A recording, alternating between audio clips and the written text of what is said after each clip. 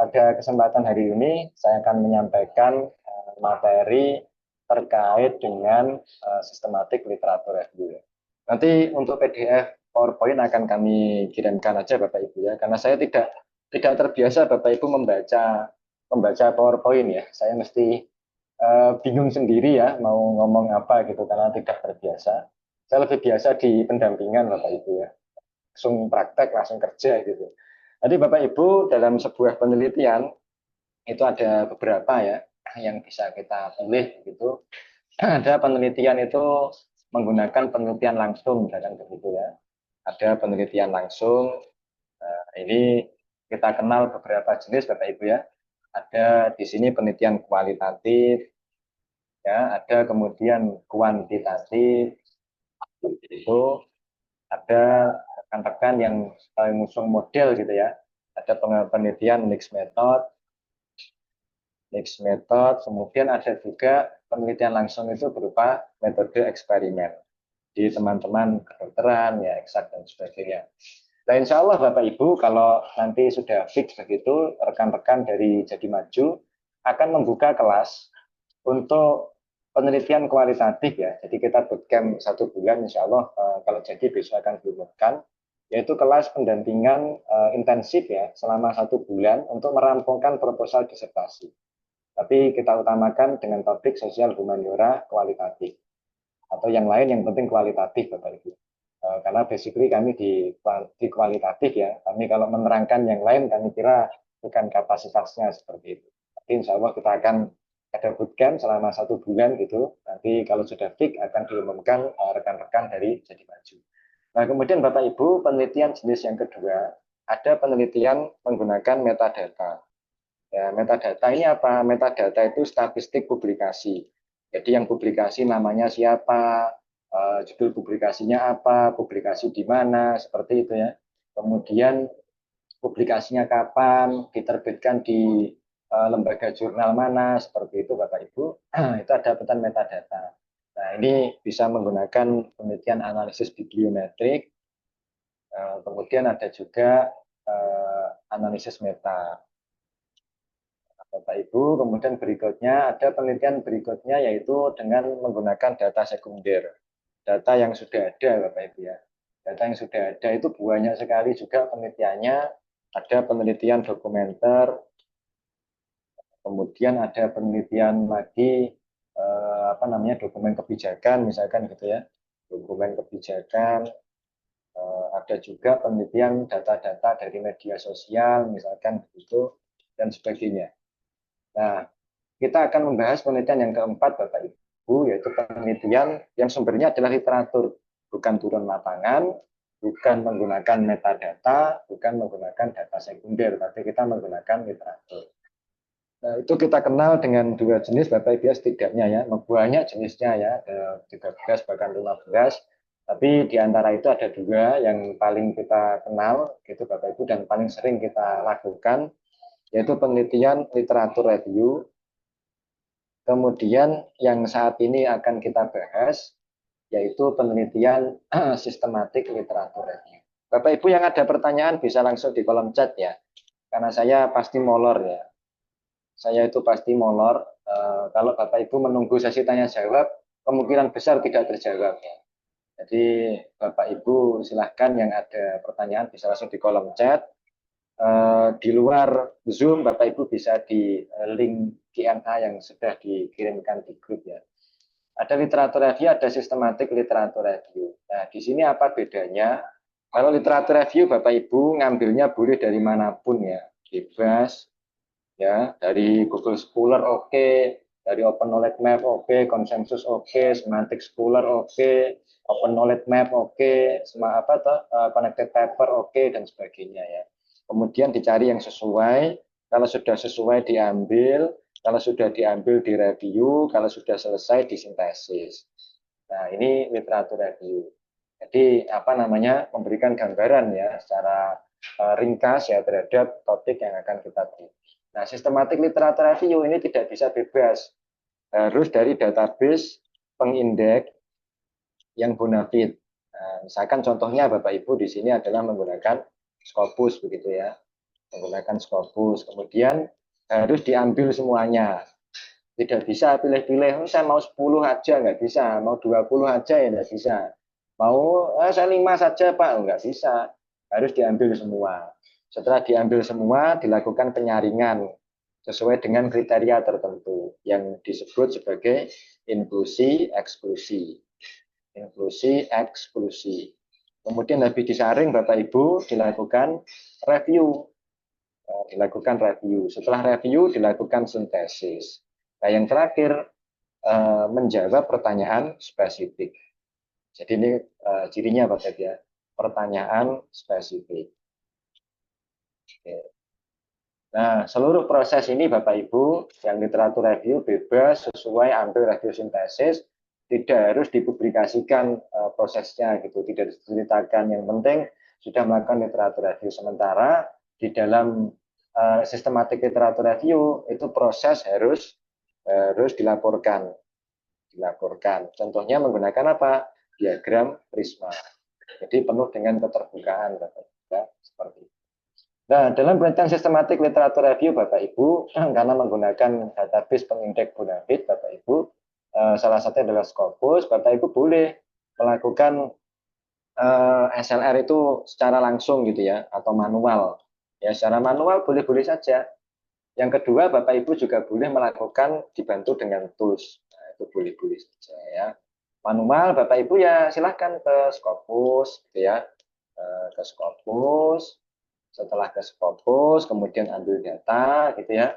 Ambil data, kemudian Bapak Ibu seleksi ya, seleksi menggunakan Mendeley gitu ya. Kan Mendeley. Atau kalau agak ini dikit ya Bapak Ibu boleh menggunakan alat yang lain gitu ya. Mungkin yang lebih canggih lagi misalkan menggunakan NVivo. Itu boleh-boleh saja ya, silahkan Bapak Ibu ya. Menggunakan Mendeley atau menggunakan NVivo. Nah, tapi ini manual semua Bapak Ibu ya, tentu lama gitu ya. Nah, ada yang menggunakan tools dan dipadu dengan AI. Dipadu dengan AI. Nah, Bapak Ibu boleh menggunakan ini misalkan menggunakan Ryan. Bapak Ibu juga bisa menggunakan seperti malam hari ini ya, menggunakan Batase ditambah dengan ChatGPT. Ini semua punya min dan plus masing-masing. Bapak Ibu silakan ya, nyaman yang mana, manual yaitu teliti Bapak Ibu ya, teliti tapi ya perlu waktu yang lama. Nah, kalau Bapak Ibu mau cepat ya bisa menggunakan Ryan gitu ya, bisa menggunakan Ryan atau menggunakan Watase. Nah, kami memilih Watase Bapak Ibu karena berdasarkan pengalaman kami ini yang paling praktis begitu ya untuk mengawali apa seleksi yang kemudian apa namanya nanti akan kita lanjutkan menggunakan ChatGPT dalam proses kelanjutannya gitu Bapak Ibu. Dalam proses kelanjutannya. Nah, kita akan mulai batasi dengan ChatGPT Bapak Ibu. Jadi tahapan yang pertama nanti kita akan melakukan pertimbangan topik. Ya, pertimbangan topik. Nah, setelah melakukan pertimbangan topik, kita nanti akan melakukan proses seleksi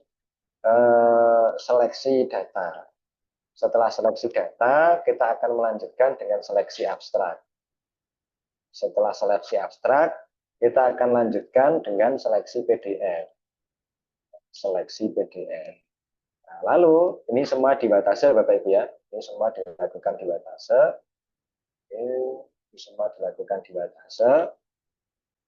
Kemudian Bapak Ibu, ini lebih tepatnya bukan seleksi ya, tapi apa namanya download PDF ya. Download PDF. Kemudian akan dilanjutkan Bapak Ibu pada tahap berikutnya, yaitu membuat tabel SLR. Tabel SLR, tabel plus narasi SLR. Setelah tabel plus narasi, ini jadi Bapak Ibu, lalu kita akan melanjutkan tahap yang terakhir Bapak Ibu ya, yaitu melakukan sintesis. Dan besok kita akan melanjutkan Bapak Ibu, ini besok semua ya, besok semua, kita besok akan melanjutkan sampai membuat artikel jurnal SLR. Jelas Bapak Ibu ya, karena harus ditulis sendiri. Dari tabel, sintesis, sampai artikel jurnal SLR Bapak Ibu, ini akan menggunakan ChatGPT. Nah, Bapak Ibu pakai ChatGPT yang mana ya? Terserah apa, ChatGPT sendiri ya boleh, pakai custom GPT yang dijual jadi maju, atau akun sharingnya jadi maju juga sangat ya, lebih bagus lagi.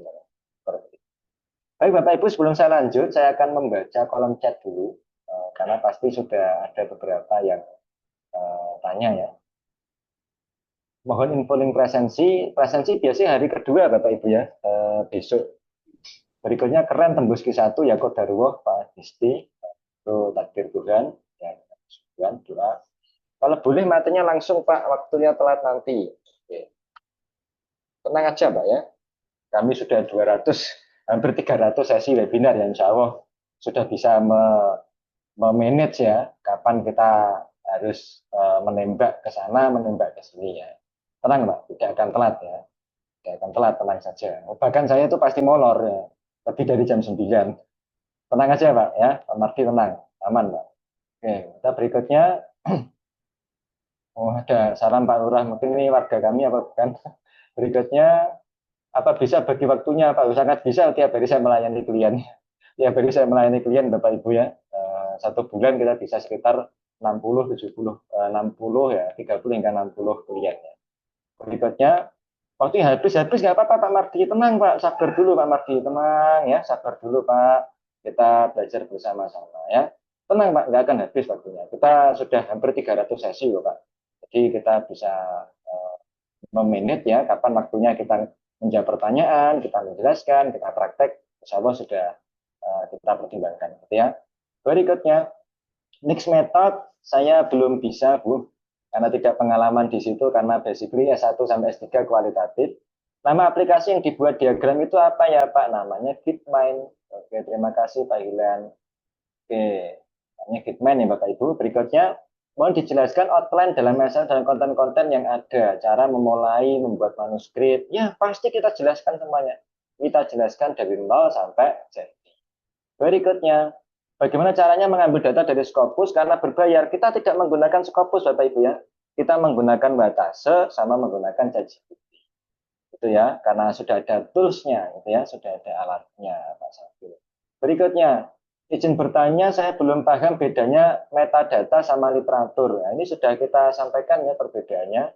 Saya pikir itu sama karena di biometrik juga bisa dipakai Prisma. Oh, mungkin tidak ya. Di biometrik itu tidak harus ke Prisma ya, Bapak Ibu. Karena tidak ada seleksi ya. Kenapa harus Prisma?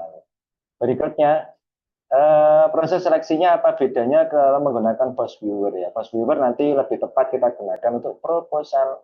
Berikutnya, ya post viewer itu kan kalau kita manual Bapak Ibu ya menggunakan Scopus manual, lah itu kita boleh ya pertimbangan lanjutan pakai post viewer lah.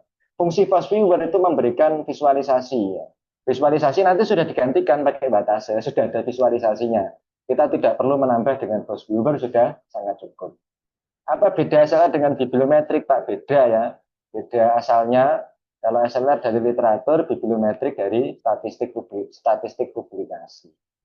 Kontak kemana ya untuk pendampingan publikasi Scopus? Saya tidak ada kelas pendampingan publikasi Scopus.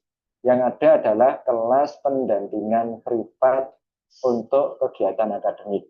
Lebih dari itu kita tidak ada Bapak Ibu ya.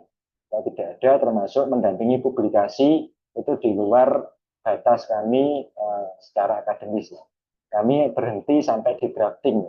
Selepas drafting mau dipublikasikan kemana, kita hanya bisa mengarahkan. Ya lebih dari itu kita tidak akan ikut campur Bapak Ibu ya, karena itu bukan kapasitas kami. Berikutnya, kalau penelitian S2 termasuk penelitian yang mana ya? Ya S2 ya boleh meneliti 4 ini. Mau yang langsung ya oke, mau sekunder ya oke, mau metadata juga oke, mau literatur juga oke. Empat-empatnya bagus. Gitu ya. Saya hari ini juga mendampingi dari S2 ilmu komunikasi ya, komunikasi politik. Itu penelitiannya empat-empatnya ya, langsung juga. Ya kemudian data sekunder. Oh bukan hari ini, mohon maaf kemarin. Langsung juga ya, data sekunder juga, metadata juga, literatur juga ya. Berikutnya, itu Bapak diagram pakai program apa? Pakai Gitmind. Apakah bisa mendapatkan rekaman? Pasti. Oh, rekaman nah nanti ya, pasti rekaman ya. Kalau penyusunan ASLR dibantu dengan tool AI, adakah tool atau cara yang bisa digunakan supaya hasilnya betul-betul seperti human writing? Kita juga belum ada Bapak Ibu ya temuan akademisi yang bisa menyimpulkan secara rigid gitu ya. Human writing dengan AI writing itu bedanya seperti apa itu susah. Ya susah. Belum ada rumus pasti. Oh, kalau human writing itu subjek, predikat, objek misalkan. Kalau AI writing itu predikat, objek, subjek ya, itu belum ditemukan, Bapak. Belum ditemukan. Jadi betul-betul seperti human writing ya kita nggak bisa, Bapak Ibu ya. Kita nggak bisa membedakan mana yang AI, mana yang human ya. Mana yang bisa dibedakan, nggak bisa. Misalkan Bapak Ibu, kita tanya sama AI atau ChatGPT gitu. Berikan saya 3 kata terkait dengan Jombang. Maka AI akan menjawab, Gus Dur, bahkan. Kemudian Jombang itu, ini Bapak Ibu ya, uh, Jombang beriman, kota pesantren, misalkan seperti itu. AI akan jawab itu lah. Kalau Bapak Ibu tanya Khairul Anam, apa enggak sama? Khairul Anam, sebutkan 3 kata tentang Jombang yang sama, kota santri, ya Jombang beriman, Gus Dur, pasti. Nah, coba bagaimana cara membedakan human writing? Nggak bisa. Oke, berikutnya. Ada pendampingan privat intensif untuk pembuatan ASLR sama publikasi, Pak. Kalau mau privat, karena di Jadi Maju belum ada, bisa hubungi saya. Kalau nanti kelas intensif untuk grup ya, akan diumumkan Jadi Maju besok malam, insya Allah. Scoping review ya. Scoping review itu ya bisa LR, bisa SLR, cuma dikritiki gitu aja ya, diberikan kritik begitu. Berikutnya, apakah bisa mendapatkan rekamnya? Pasti, insya Allah. Apakah tool dan AI yang dipakai dalam masa disebut dalam artikel? Disebut silahkan ya, toolsnya, AI-nya jangan. AI-nya jangan Bapak Ibu ya, jangan disebut. Literatur dibatasi jika mau dicek isinya berbayar Pak. Tidak ya, kalau memang sumbernya dari open access ya gratis Bapak Ibu. Kalau sumbernya close access lah itu baru membutuhkan Scopus yang berbayar. Tapi Bapak Ibu kalau mau memilih artikel yang open access saja kan juga nggak salah, nggak ada masalah Bapak Ibu. Kita pilih open access saja nggak ada masalah, boleh-boleh saja. Kalau penelitian S2 termasuk penelitian yang mana ya? Bisa empat-empatnya ya. Kesehatan masyarakat, administrasi kebijakan kesehatan. Bisa penelitian bisa, mau literatur bisa, metadata bisa, data sekunder bisa, penelitian langsung bisa. Bagaimana proposal kita bisa diterima? Apakah pakai AI boleh? Nah, pakai AI itu keharamannya di mana? Ya, larangannya di mana, Bapak Ibu ya? Bahwa apa namanya? Kehidupan kita sekarang tidak bisa lepas dari AI kan ya. Semuanya sudah pakai AI, Bapak Ibu ya. Bagaimana kita bisa melarang dan bisa memfilter gitu ya. Ini boleh, ini tidak boleh, mendeteksi AI-nya bagaimana? Hampir semua kehidupan kita menggunakan AI. Ya. Batasnya apakah sudah lazim dipakai? Sudah, nanti kita tunjukkan ya publikasi dari Bu Endang Hariningsih, tembus Scopus Q1 menyebutkan batasnya di dalamnya. Berikutnya, batasnya gratis atau berbayar? Gratis untuk pemakaian pertama. Untuk kedua, Bapak Ibu bisa pakai email lain, boleh. Atau Bapak Ibu bisa lanjutin yang berbayar. Ya. Untuk pertama gratis. Literatur itu berarti bukan data sekunder, ya bisa termasuk sekunder, tapi boleh kita bedakan. Batas waktu berbayar Pak gratis untuk yang pertama. Batasannya yang penting aman dari plagiarisme. Plagiarisme tidak mungkin Bapak Ibu. AI itu tidak ada yang plagiarisme. Yang ada itu kedeteksi AI apa tidak. Kalau plagiarisme saya kira tidak mungkin. Plagiarisme itu kan begini. Pak Hilan bikin artikel 10 halaman. Lalu dikirim ke saya coret namanya Pak Hilan, saya ganti Khairul Anam, itu plagiarisme. AI tidak ada yang seperti itu ya. AI itu ChatGPT misalkan apa namanya setiap bikin kalimat itu selalu baru. Jadi tidak ada webinar terus cara bebas plagiarisme dari ChatGPT. Tanpa webinar ChatGPT sudah bebas plagiarisme Bapak Ibu ya, pasti bebas. Karena memang dicetak untuk bebas plagiarisme, tidak perlu teknik apapun ya. Itu sudah bebas plagiarisme. Berikutnya, apakah SLR penulisnya bisa 1 orang atau harus lebih dari 1 orang? Boleh 1 orang, tapi kalau lebih bagusnya lebih dari 1 orang. Oke, saya cukupkan dulu. Kita maju, Bapak Ibu. Kita